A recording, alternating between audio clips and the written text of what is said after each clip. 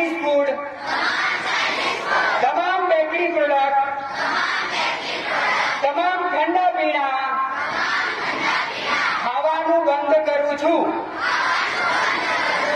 અને મોબાઈલનો જ્યારે જરૂર ના હોય ત્યારે ઇન્ટરનેટ ડેટા બંધ રાખીશ અને મોબાઈલની ફાલતુ ગેમ રમવા માટે ક્યારે પણ મોબાઈલનો ઉપયોગ નહીં કરું.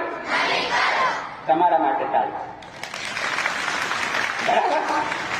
એટલે ભૂલવાનું નથી.